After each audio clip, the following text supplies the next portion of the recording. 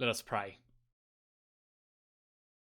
Living God, by the power of your Spirit, roll away the stone and reveal to us the word of life, even while it is still dark. Amen.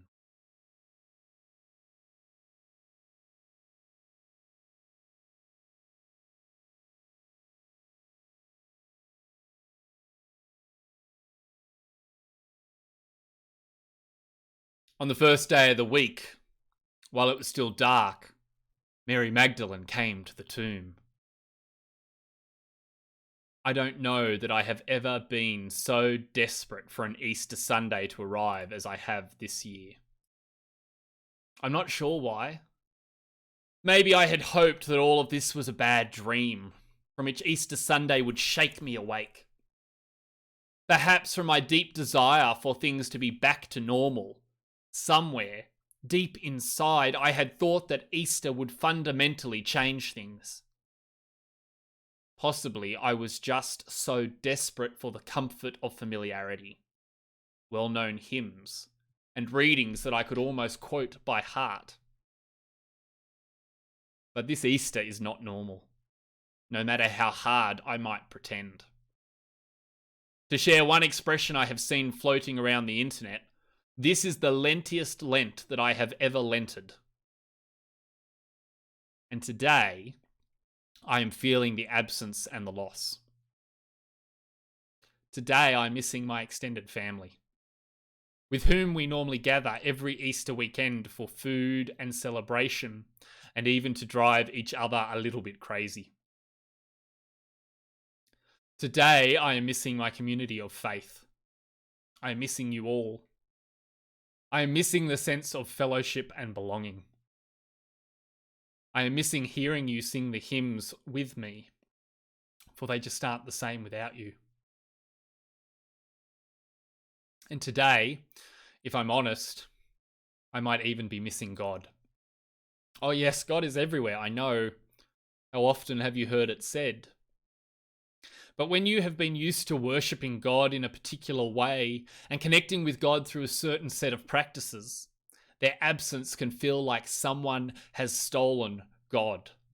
Like someone has killed God and buried God in a deep, rocky abyss of despair.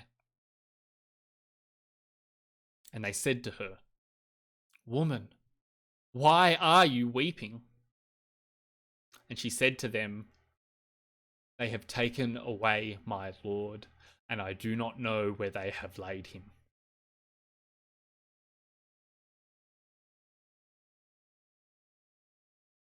I wonder what it was Mary was hoping to discover that first Easter. I wonder why she had come to the tomb. And I know what you're thinking.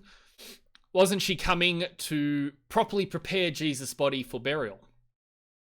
Well, in Matthew, Mark, and Luke's account, yes. But in John's version, no.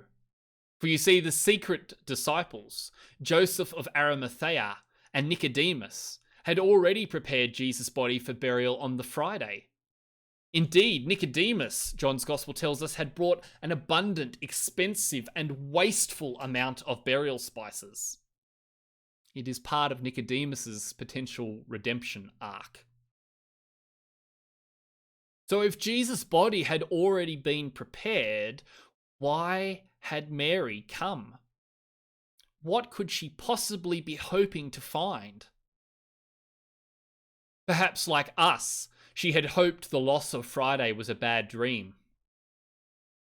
Perhaps out of her love and devotion for Jesus, she had desired to keep vigil at his tomb.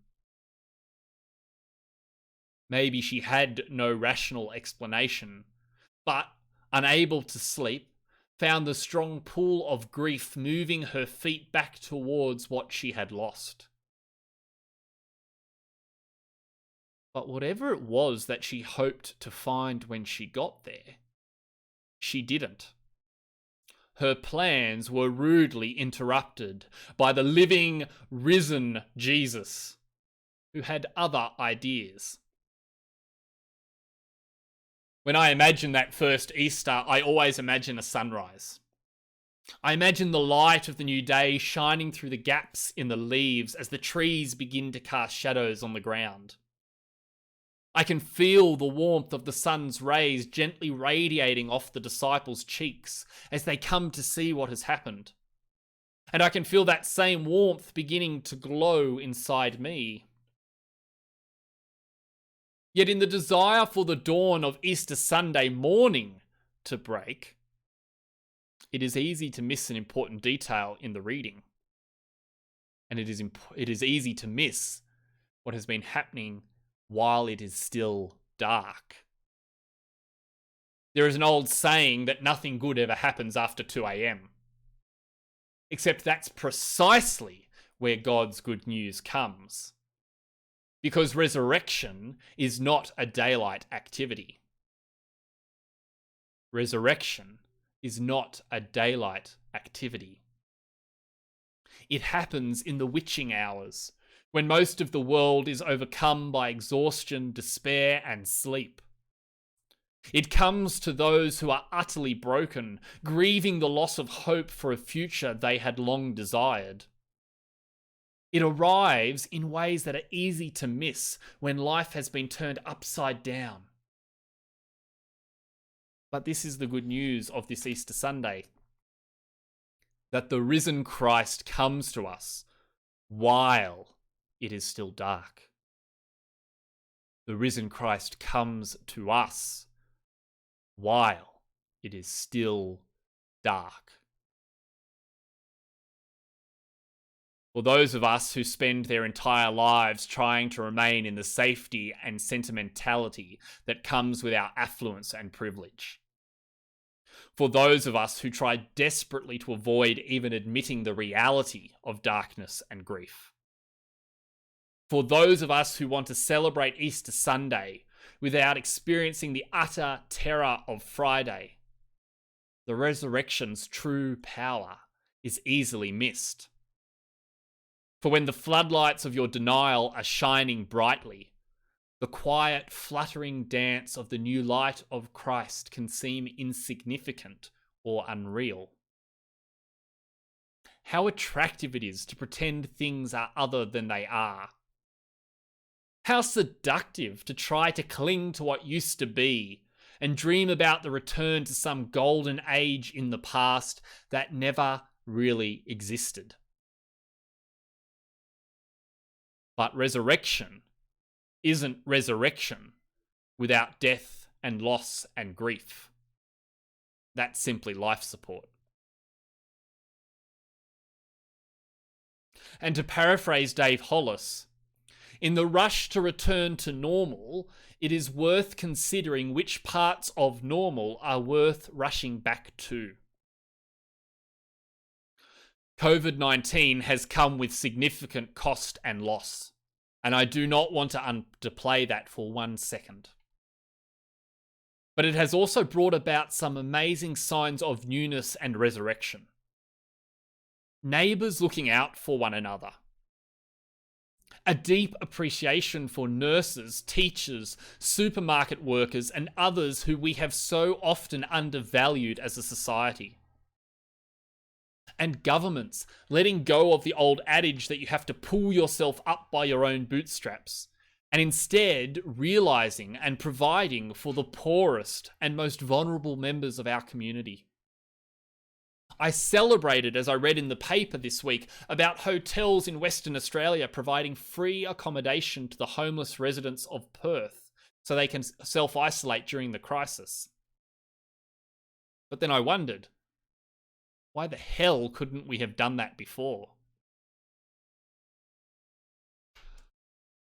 When resurrection comes, when it truly comes and the risen Christ so rudely interrupts our plans, it comes with both a promise and a demand on our lives. God isn't done yet.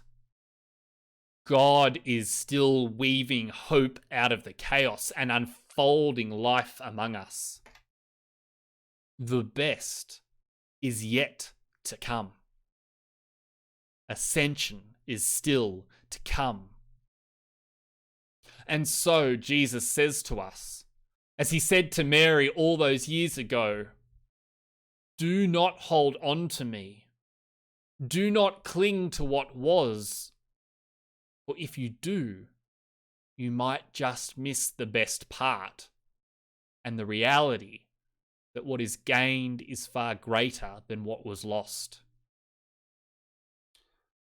So let us live into God's promised future this Easter, even and especially while it is still dark. Amen.